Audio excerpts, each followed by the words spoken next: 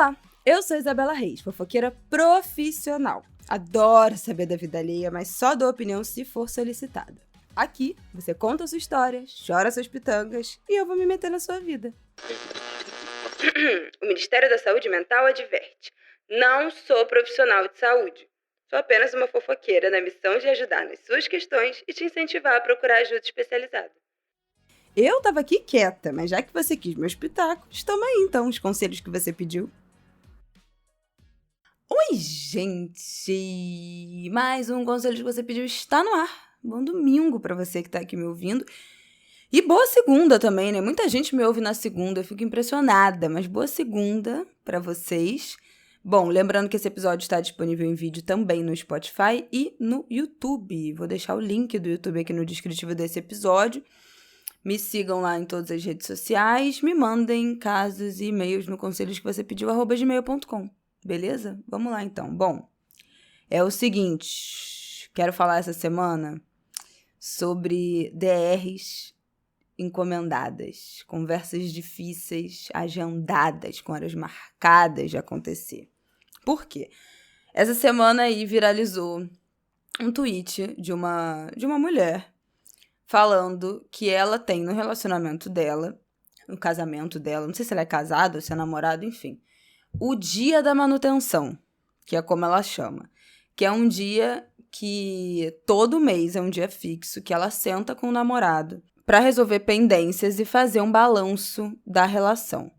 Eu gostaria de ler exatamente o que ela escreveu e descreveu do que se trata, mas ela apagou o tweet, porque a sequência de tweets, porque ela foi super atacada, super ridicularizada. Eu achei um absurdo, porque apesar de, obviamente, o que ela diz ali não ser um formato pronto, né, uma obrigatoriedade, um padrão que todo mundo deveria seguir, eu acho uma ideia muito válida. E é exatamente isso que eu queria tratar aqui nesse episódio do Conselhos de hoje, compartilhando um pouco também da minha experiência nesse assunto de ter conversas difíceis. No tweet, ela conta que ela tem um dia fixo no mês, que ela e o namorado sentam, que chama o dia da manutenção, que é para eles resolverem assuntos e brigas e tretas que ficaram atravancadas durante aquele mês, e também enaltecer, agradecer, comentar coisas boas que um fez pelo outro, o que ele fez que ela gostou, o que eles fizeram juntos.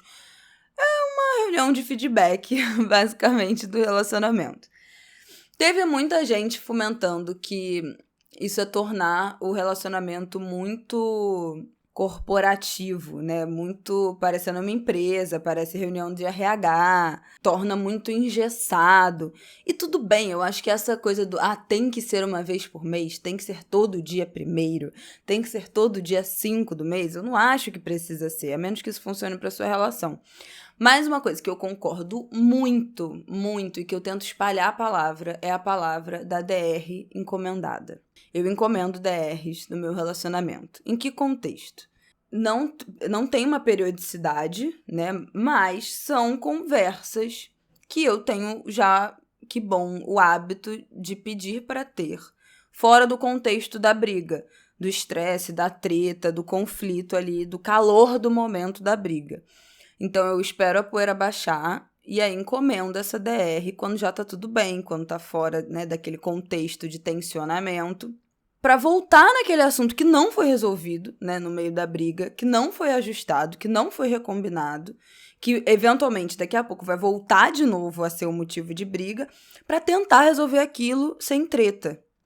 Por quê, gente? Por quê isso funciona para mim? Porque eu não sou uma pessoa que aprendeu a conversar. Não faz parte do meu HD saber propor conversas, saber ter conversas difíceis de forma saudável. Eu acho que as pessoas que devem estar achando muito bizarro esse assunto, né, de você propor uma conversa, marcar uma conversa, encomendar uma conversa, eu acho que elas podem achar bizarro por 2 motivos. Ou são pessoas que não entendem o diálogo, né, como uma ferramenta para tornar aquele relacionamento mais saudável, para a longevidade da relação, para rever combinados. Então, são pessoas que acham que a briga é suficiente, ou são pessoas que sabem conversar no calor do momento. Tem a conversa e o diálogo muito dentro do seu repertório. E esse não é o meu caso. Então, eu não aprendi a conversar. O meu repertório familiar, a minha criação, a minha educação é formada por 2 extremos. Ou é o grito, ou é o silêncio. Ou são conflitos que são resolvidos no grito, na discussão, na briga, no barraco, ou com o tratamento do silêncio, ou fingindo que aquele ali, se você não falar, o tempo vai curar, ou aquele problema vai deixar de existir com o tempo. E aí, para mim também, é muito difícil conseguir estabelecer um diálogo no meio de uma situação estressante. Eu acho que existem pessoas que conseguem, no meio de um estresse, no meio de uma briga, falar, não, peraí, calma, acalmar os ânimos, né, no olho ali do furacão, para chegar numa conversa minimamente produtiva. Então, algumas pessoas que estão na discussão conseguem respirar fundo, acalmar e botar aquele, né, botar para baixo os ânimos e de uma coisa que iria virar uma briga, transformar aquilo numa conversa. Eu não sei fazer isso. Infelizmente. E aí, para mim, 2 coisas acontecem. Hoje em dia eu consigo perceber que tem uma linha imaginária que se eu cruzar essa linha numa briga, numa discussão, eu entro numa espiral de descontrole. É uma reta só de ida. Eu não consigo, eu só paro quando eu canso. Canso fisicamente. Então, eu não consigo contornar ainda depois que eu cruzo essa linha dessa imaginária da briga. Então, o meu único recurso, já que eu sei que eu não consigo contornar essa linha, é interromper a discussão imediatamente. Então, assim, eu corto, eu falo, valeu, tá bom, eu não quero mais falar disso. Eu saio do ambiente, eu corto o assunto, eu deixo a pessoa falando sozinha. Eu deixo as coisas pela metade sem resolver, porque eu sei que se eu mergulhar, eu vou embora. Então, o meu recurso para não cruzar a linha do descontrole, do desrespeito, de uma explosão emocional absurda, é interromper essa discussão. E eu acho que muita gente faz isso. Eu acho que muita gente percebe que aquilo vai desandar e silencia. E para de falar. Isso é um recurso muito masculino também, né? O silêncio. Os homens têm muita dificuldade, assim, de modo geral, né? Talvez os homens héteros, que não conversam, que ficam calados, né? Que silenciam completamente no meio de uma discussão ou no meio de um conflito que ainda nem é uma grande discussão, que ainda nem é uma meio briga, mas tem tanto medo daquilo virar uma briga que trava antes. Esse é um recurso que eu uso. Mas, depois de muita treta não resolvida ou mal resolvida, né, literalmente, muito problema que ficou pelo caminho e ficou pra lá, né, só esperando ali em suspenso, aquela mágoa em suspenso, aquele ressentimento em suspenso, só esperando a próxima treta, a próxima vez que a pessoa vai fazer, o próximo gatilho, pra eclodir do mesmo jeito, tudo de novo. Depois de muito passar por isso, eu consegui. Quer dizer, estou conseguindo, para mim, ainda é um processo muito difícil. O ato de, depois que essa briga passa, se eu acho que é um assunto que vale, que é um assunto que ficou cortado, que ficou interrompido e que vai voltar, eu volto nessa treta. Então, sei lá, você teve uma briga, um começo de briga, um estresse. Você fica meio estremecido ali, sei lá. E aí, quando tá tudo ótimo, né, dias depois, eventualmente uma semana depois, eu encomendo uma DR. Para voltar nesse tema de estresse, sem estar na defensiva, sem estar reativa, sem estar estressada. Voltar num momento em que você tá realmente assim, com a cabeça e com seus ânimos no lugar, com seu emocional encaixado, não só para você falar organizadamente os seus pontos, como também estar disponível para ouvir. E aí, como é que eu me preparo? Já que eu sou uma pessoa que não tem a conversa no seu repertório, eu treino. Eu fico falando sozinha exatamente o que eu gostaria de falar para me dar mais segurança e para conseguir criar uma linha de raciocínio no que eu quero falar, no que eu acho importante dizer, com as palavras que eu acho que são realmente adequadas para dimensionar aquilo, né? Criando uma linha de raciocínio para não falar uma palavra desencaixada que vai desencadear uma reatividade, para não ser ofensiva.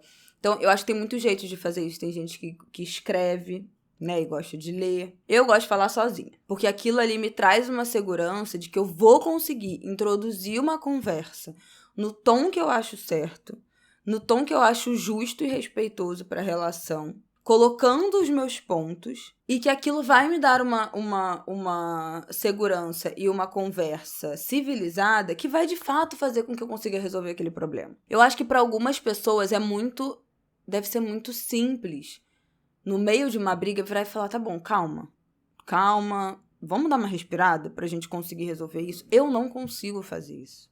As melhores conversas que eu tive e que foram mais resolutivas no quesito de chegar a pontos em comum, ouvir o outro, recombinar, divisão de tarefas, recombinar as responsabilidades, olhar de novo para coisas que estavam gerando conflito, nunca foram conversas feitas no calor do momento. Todas foram conversas que eu invariavelmente voltei no assunto depois que a poeira baixou. Hoje em dia, eu consigo propor essas conversas e ter essas conversas pessoalmente. Mas durante muito tempo, eu não consegui. Então, eu sei que tem esse papo de que, não, porque essas conversas têm que ser feitas pessoalmente, olho no olho. Gente, mas tem gente que não consegue. Algumas conversas vão ser feitas por telefone. Algumas conversas vão ser feitas por escrito. Para mim, durante milhões de anos, até hoje, na verdade. Mas hoje tá um pouco mais equilibrado. Mas por anos e anos e anos, eu só consegui ter essas conversas mais difíceis por escrito. Porque a escrita, eu tanto conseguia traduzir melhor o que eu sentia, quanto eu conseguia ter um tempo de leitura da resposta, de ler aquilo, de pensar, de digerir, de pensar o que eu iria responder, para não ter um rompante reativo e acabar sendo ofensiva e acabar errando o tom, como pode acontecer pessoalmente. Então, assim, entre não conversar e conversar por escrito, por mensagem, ou por telefone, ou por áudios, eu sempre vou achar melhor conversar por escrito, ou por áudio, ou por telefone. Porque para mim isso é melhor do que não falar. Qual é a outra alternativa? Não falar? Não é possível que seja melhor. Eu já resolvi treta de 1 ano por áudio, trocando áudios, que também tem esse tempo de resposta, de você ouvir o que a pessoa falou, de você digerir, de você internalizar, de você pensar para responder, você poder apagar o que você tá gravando e começar de novo. Isso tudo vai te treinando, vai dando, eu acho que uma bagagem dessa interação social para você conseguir, desse tipo de dinâmica social, dessas conversas difíceis, para você conseguir, de fato, sentar um dia e conseguir ter essas conversas olhando no olho de alguém. Então, eu não demonizo conversa pelo WhatsApp, conversa por escrito, conversa por áudios. Eu acho que é tudo válido. Todo tipo de conversa é válida. Inclusive, cada um na relação dizer o que funciona. Então, muitas vezes, eu mandei por escrito o que eu queria falar e do outro lado tinha uma pessoa que preferia falar pessoalmente e ela falou, beleza, já li, vou pensar aqui no que você falou e mais tarde eu te respondo pessoalmente.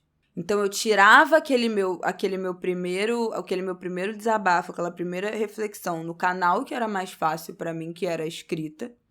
Aquela pessoa trazia a resposta dela pessoalmente numa conversa, porque era o jeito que ela preferia se comunicar. Mas já tendo lido o que eu tinha dito, já sabendo o que eu achava, então já não era uma conversa que começava com uma tensão da minha parte tanto, sabe?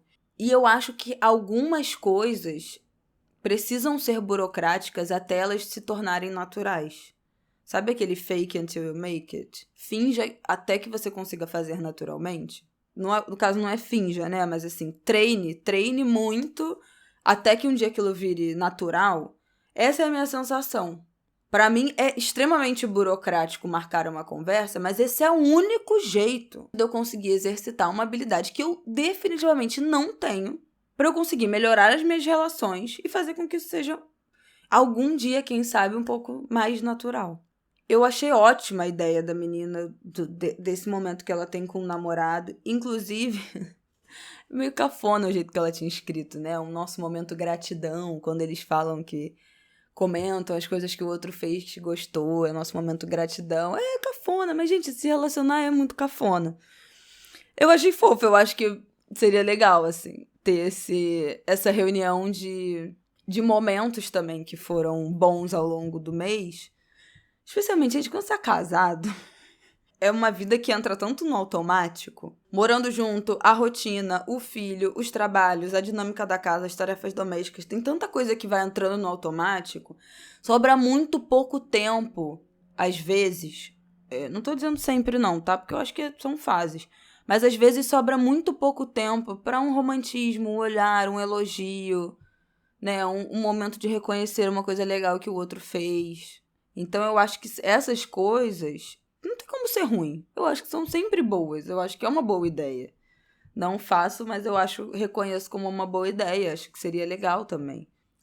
Não tenho um dia fixo por mês para esse tipo de demanda de conversas, mas quando sinto necessidade, encomendo as minhas DRs para voltarem a assuntos que são difíceis para mim e que eu quero resolver.